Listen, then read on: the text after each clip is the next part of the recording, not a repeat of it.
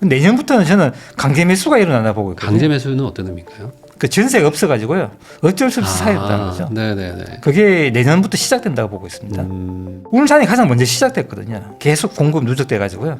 그래서 울산처럼 아마 시장 그런 환경이 지금 지방도 그렇고 내년 서울도 가능하다고 그렇게 보고 있습니다. 특히 인천하고 경기 쪽에는요.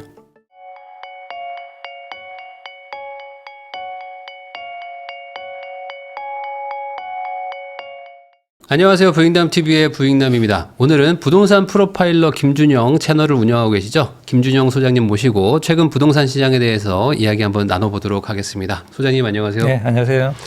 네, 우선 요즘에 뭐 여러 가지 좀 제가 여쭤보긴 할 거지만 이제 지방 분위기가 확 달라졌다는 얘기들을 제가 좀 듣고 있거든요. 네, 많이 달라졌어요. 느껴지시죠? 네. 특히 울산은 좀 작년부터 좀 좋았고요. 네. 근데 지금 분위기가 더 많이 좋아졌고요. 그리고 부산이 좀 더 좋아졌고요. 네. 그리고 대구는 이제 약간 좋아지긴 했는데 근데 체감할 정도는 아니라고 지금 보고 있습니다. 아직 그 정도는 네, 아니지만 아니고, 네. 그래도 조금 좀 나아지고 네, 있다. 좋아지고 있다. 그래서 지방 분들이 사실 되게 막 그 좀 침체돼 있고 막 그러셨는데 약간 분위기가 바뀌었다는 거 먼저 좀 얘기를 하고 조금 있다가 지방 얘기는 하면서 우선 서울 얘기를 먼저 좀 한번 여쭤보긴 하겠습니다. 우선은 지금 15대 책 나오고 나서 이제 한 달 정도 좀 넘었는데 전반적으로 지금 어떤 서울 수도권의 부동산 분위기 뭐 어떻게 보세요, 소장님은? 대책이 지금 나오고 한 달 됐는데요. 제가 데이터 보고 시장 분위기 보니까요. 네. 거래를 줄이는 건 성공했어요. 근데 거래 줄고 가격이 올랐다는 게 이게 패착이거든요. 네. 거래가 늘고 가격이 올랐다면 수요를 흡수하고 올라간 거잖아요. 네. 근데 수요도 흡수도 못하고 가격만 올라간 거죠. 네. 그래서 뒤에 남아있는 수요가 뒤에 또 나오잖아요. 그럴 때는 엄청난 실패죠. 제가 이거는 실패다. 네. 근데 최근 뭐 거래만 줄은 게 아니고요. 매물도 엄청 많이 줄었습니다. 네. 서울 같은 경우 지금 규제 나오고 16,000건 줄었거든요. 네. 한 18% 줄었어요. 16%가 18% 줄었고요. 경기도도 한 8, 9% 줄었습니다. 인천은 2% 줄었고요. 근데 그분들의 선택이 분명한 것 같아요. 내가 사지도 못하면 팔지도 않겠다는 거거든요. 그래서 시장의 방향을 명확하게 보여주고 있다는 겁니다. 네. 그분들이. 그래서 일부는 전세가 약간 늘었어요. 네. 그래서 팔지 못하신 분들은 매물을 그대로 있고요. 아마 다주택자분들은 전세로 가면서 전세 매물이 약간 늘은 것 같아요. 그러면서 시장이 별 변화가 없었거든요. 그리고 네. 최근에 뭐 KB 시세 같은 경우는 신고가 나왔고 뭐 지금 최고가 나왔다 하잖아요. 네. 전체를 보게 되면 내용이 그렇게 정부의 의도랑 같지 않다 이렇게 보고 있습니다. 요즘에 그 통계 자료 같은 것들 보면은 이제 매수 심리라고 하는 것들이 계속 뭐 상승하고 있다. 뭐 이런 얘기들은 계속 나오더라고요. 네네. 그러니까 수요가 꺾이지 않았다고 봐야 되는 거죠, 지금. 거의 안 꺾였다 봐야 되죠. 지금 원래 시즌이 지금 약간 꺾이는 시즌이거든요. 네. 11월 말부터 12월 1일까지. 네. 근데 그게 안 꺾이고 지금 유지된다는 거는 수요가 계속 남아있다는 증거거든요.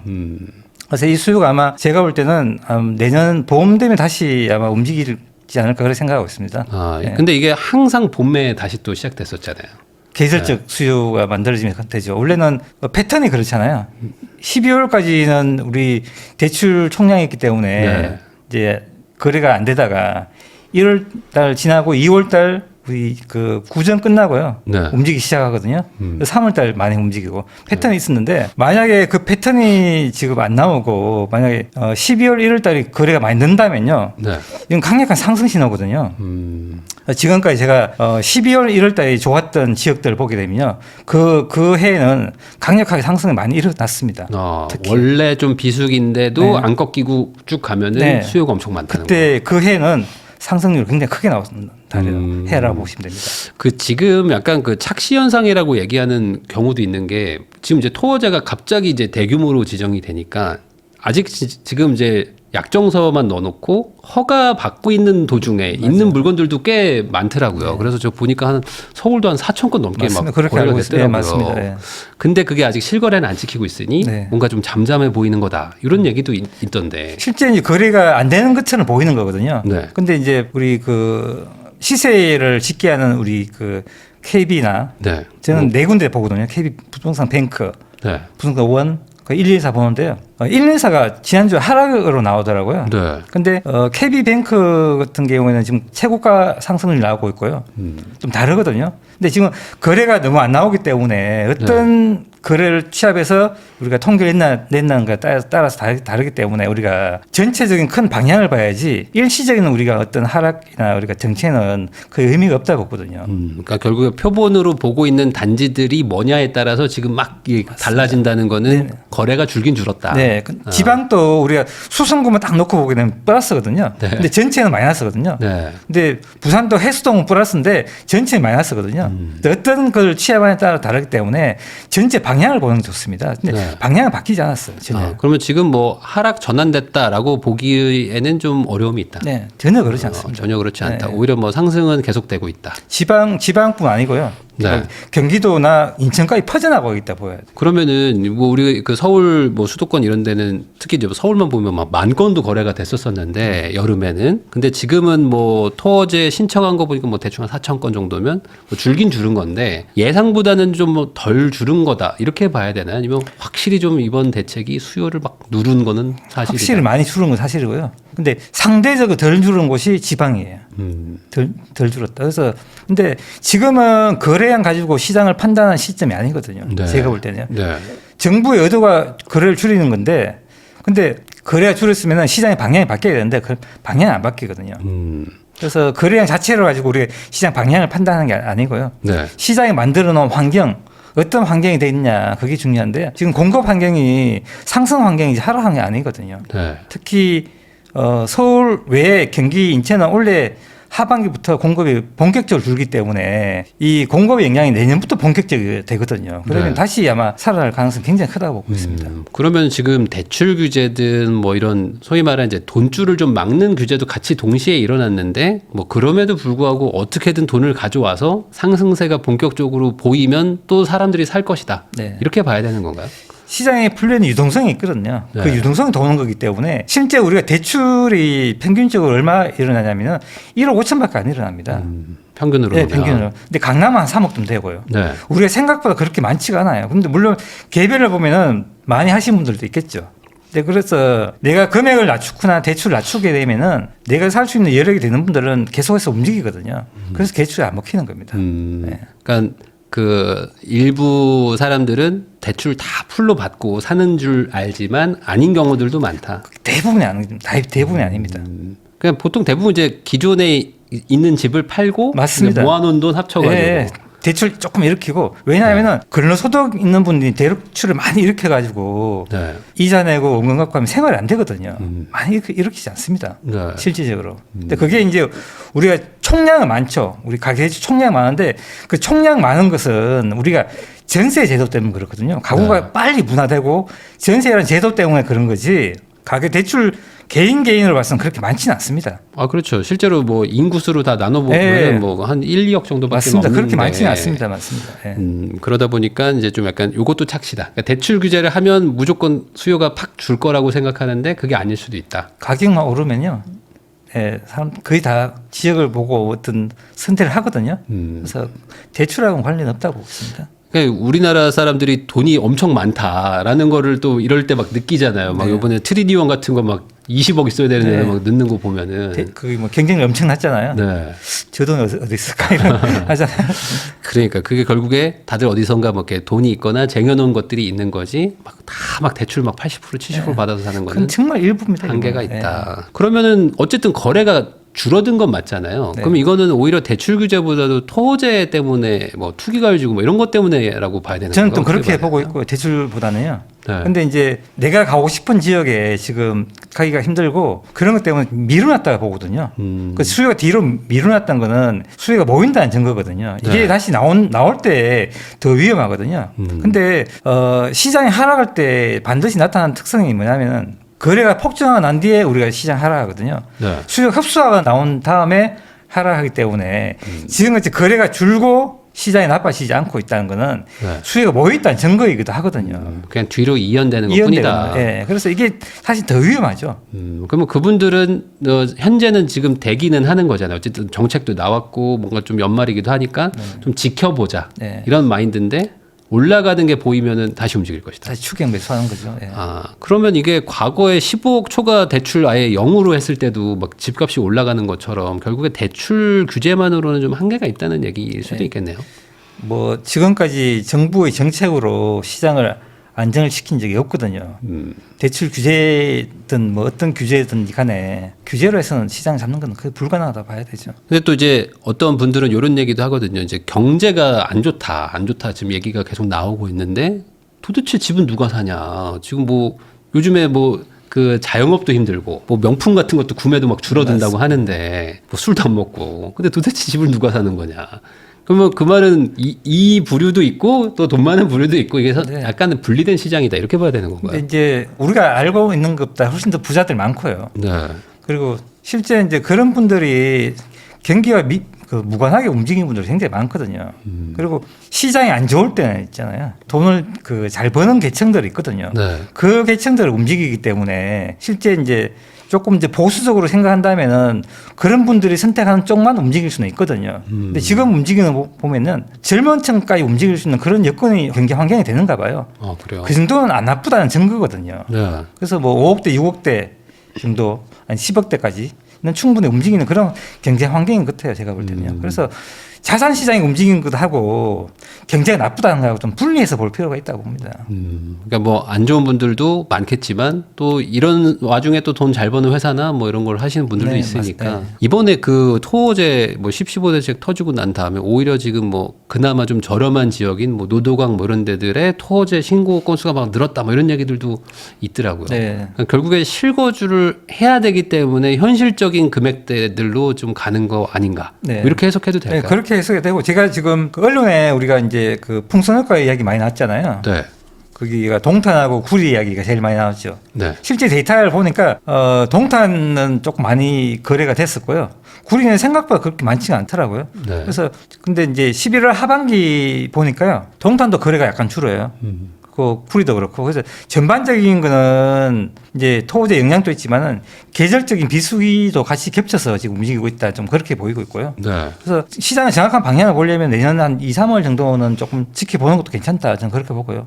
만약에 조금 저가에 사고 싶은 분들은 이 비수기 때 한번 네. 그 이제 크게 오르지 않는 덜 올랐던 지역 그런 지역을 한 선택하는 것도 나쁘지 않다고 보고 있습니다. 근데 요즘에 이제 집 사러 가신 분들이 이제 뭐 비슷하게 얘기하는 것 중에 하나가 뭐 예를 들어 실거래가 뭐 한 10억인데 지금 호가는 막 12억 뭐 이렇게 나와 있는데 맞습니다. 그것도 한 3, 4개밖에 없어가지고 이거 내가 지금 사는 게 맞냐 뭐 이런 거 되게 좀 고민을 하시더라고요. 그러니까 뭐 비교할 것도 없고 매물도 없고 한데 사긴 사야 되고 전세는 만기 돌아오고 뭐 이런 상황이라면 이게 집 사기가 참 어렵잖아요, 사실. 그 단지가 그 12억, 13억이 전고점이라면 조금 고민해 볼 필요가 있는데요. 네. 이게 전고점 아니라면은 저는 뭐 크게 문제되지 않을 거라 보고 있고 왜냐하면 시간이 되면은 다 전고점 회복하거든요. 네. 그래서 지금 서울은 강남은 전고점 다 넘었잖아요. 네. 지금 다 따라갈 거라 보고 있거든요. 음. 그래서 조금 시간이 걸리겠지만은 선택하는 것도 나쁘지 않다 그렇게 보고 있습니다.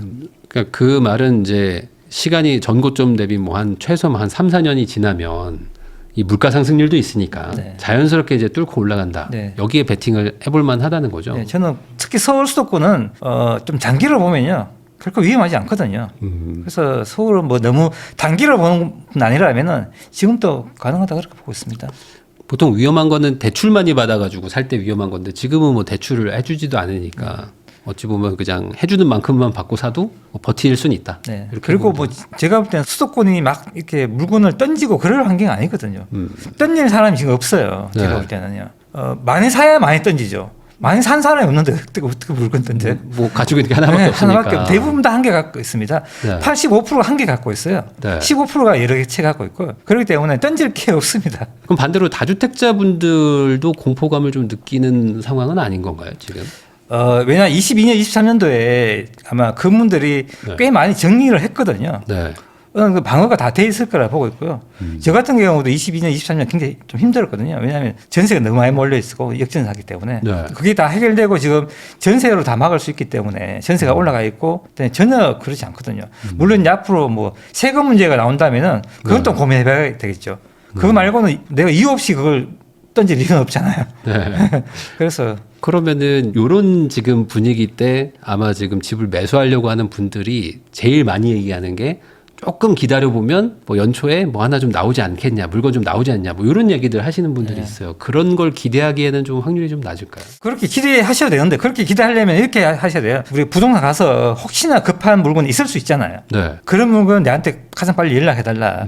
그렇게 해서 뭐 물건을 잡을 수 있는데요. 시장 환경에서 만들어가지고 갑자기 많은 물건 나온다. 그거는 힘들죠. 개인적인 어떤 문제가 생겨서 나온 물건이 있을 수 있어도 네. 전체 환경이 만든 물건 나올 수 없다. 저는 그렇게 보고 있습니다. 그러면은 결국에 내년 한 봄쯤 되면 다시 또 이제 늘어날 거라고 얘기를 해주셨는데 뭐 올해 같이 또 막 3, 4월 이때에서 막 다시 거래량이 막 폭증하는 막 그런 분위기가 또 반복될 거로 보시는 거예요? 전 그 정도는 보지 않고요. 그게 저는 인천이나 경기 쪽에 또 많이 분위기가 또 많이 바뀔 거를 보고 있고요. 이제 좀 분산이 좀 네, 될까요? 분산돼 가지고 그래서 가격도 어느 정도 우리가 이제 서울을 많이 올랐고 그 대출도 여전히 안 되기 때문에 네. 아마 경기나 인천 쪽으로 많이 움직이지 않을까 그렇게 보고 있습니다. 이번에 그 국토부 장관이 이런 발표를 하셨는데 이제 연말에 한번 공급 대책 제대로 준비하고 있다. 뭐 그린벨트 해제도 고려한다. 뭐 이런 얘기들이 나왔거든요. 네. 이 97 대책 한번 공급 대책 나왔지만 크게 효과가 없었는데 이번에 뭐 준비되는 게 뭔진 모르겠지만 나오면 좀 유의미하게 영향을 좀 줄 거로 보세요. 시장에. 안 되죠. 안 돼요? 예. 일단 시간이 늦었고요. 타이밍이 늦었고요. 지금 공급에도 3년, 제일 빠르면 3년이고, 길면 5년이고, 네. 더 걸리잖아요. 네. 일단 시간에서 안 되고요. 문제는 저는 의지가 있다면은 그런 걸 좀 했어야 된다 보는데, 지금 미분양 있잖아요. 네. 지어놓고 미분양 있는 걸, 그걸 먼저 해소를 하면은 그쪽에다 수요를 흡수할 수 있잖아요. 네. 그런 걸 전혀 안 하고 있거든요. 그러니까 뭐 미분양 사면 양도세 뭐 감면이나 네, 뭐 그런 걸 이런 하게 해서 실수요자들을 글로 조금 수요를 흡수하면 좋은데, 네. 전혀 안 하고 있거든요. 음. 그래서 공급의 효과를 보려면 지금 한 3년이나 5년 걸리는데 미리 해야 될 것도 안 하고 있는데 지금 또다시 공급을 하겠다면은 지금 뭐 또 의심스럽죠, 정책이. 그러니까 있는 것도 활용을 지금 못 하고 있으니 그러니까요. 미래에 더 짓는다는 게 조금은 약발이 좀 네, 먹히기 그리고 어려울 수 있다. 또 뭐 공공 위주로 한다고 하니까 네. 시장에 맞지 않는 또 주택이 나오게 되면은 외면 받거든요. 그런 것들도 조금 시장에 전혀 뭐 영향이 주지 않지 않나 그렇게 생각합니다. 그러면은 내년도는 거의 뭐 상승이고 하락의 요소는 거의 없다고 봐야 되는. 그게 없다고 봐야 되죠. 내년부터는 저는 강제 매수가 일어나나 보고 있거든요. 강제 매수는 어떤 의미일까요? 집이 그 전세가 없어가지고요. 어쩔 수 없이 사였다는 거죠. 네네네. 그게 내년부터 시작된다고 보고 있습니다. 그게 이제 시작이 언제냐면 2022년이었거든요. 네. 2022년에 우리가 가격이 우리가 떨어지면서 그때부터 미분양이 늘어나기 시작하거든요. 네. 그 미분양이 늘어났다는 건 투자자가 빠졌다는 얘기고요. 그때부터 우리가 그 재고 주택도 전세 물량이 급감하기 시작하면서 지금까지 왔거든요. 네. 22년에 입주한 물량들이 지금 올해부터 입주잖아요. 3년 지나서. 근데 입주 단지 안에서 지금 매물 폭탄의 현상이 지금 사라지고 있습니다. 그 기사가 지금 나오기 시작하거든요. 네. 그 입주 물량에서 매물이 안 나오면요, 전세 매물 안 나오면 해결할 방법이 없어요. 그러면은 기존에 있던 물건들은 돌아가는 물건이잖아요. 빈 공간에 물건이 안 나오기 때문에 네. 심각하게 되거든요. 그러면서 아마 내년부터는 강제 매수가 일어납니다. 그러니까 내가 이제 전세는 만기돼서 나가긴 해야 되는데 갈 동네에 집이 없으니까 전세도 없고 뭐 월세도 마땅치 않으니 그냥 네. 집을 사버리겠다. 제 채널에 어떤 분 댓글을 다셨는데요. 그분 서울 분이었어요. 네. 그 서울 분이 울산에 발령받았는가 봐요. 그 울산에 전세가 너무 없으니까 네. 매수한다 하더라고요. 그러니까 강제 매수가 일어난 거죠. 네. 살긴 살아야 되는 네, 살긴 살아니까. 전세가 없으니까. 네, 그렇게 한다 하더라고요. 그래서 이게 강제 매수군데 근데 울산이 가장 먼저 시작됐거든요. 계속 공급 누적돼 가지고요. 그래서 울산처럼 아마 시장에 그런 환경이 지금 지방도 그렇고 내년에 서울도 가능하다 그렇게 보고 있습니다. 특히 인천하고 경기 쪽에는요.